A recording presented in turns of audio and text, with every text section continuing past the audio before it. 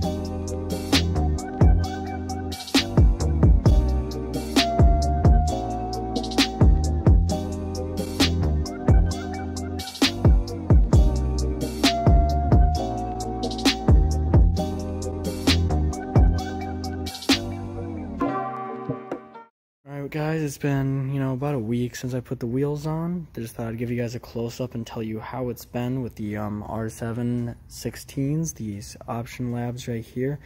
I already talked about the width earlier in the video, but I was told these wouldn't be rubbing. Well, they're not, but they do poke out, and you can actually really see this line in here. It's clipping the fenders on the back, so these are going to need to be rolled. I'm not really having the problem with the front.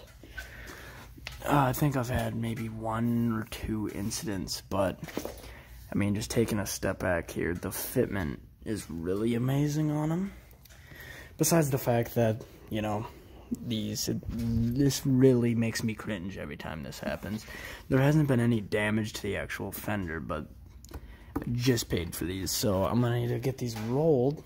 But if you do take a look at the back, it is meaty. You can't really tell in this lighting, but it's looking nice. There's slight poke on the side there, so just get this rolled and it should be fine. I was told I wasn't gonna need to get these rolled, but that was a damn lie, so I'm gonna have to buy one of those tools. Now coming over here to showcase, sorry for the fucking bugs, just driving at night. As you can see, the Grimspeed front mount is holding up amazing. I haven't had any problems with it. I mean, it's sturdy on there, and I've been on the highway and everything. Haven't ran into any problems.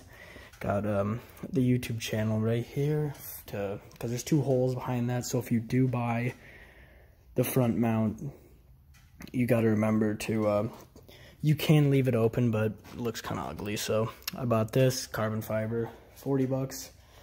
They do it custom, so I thought that was cool. So this is just a little update and giving you guys a little close-up on how it's doing. I'll basically just wrap it up.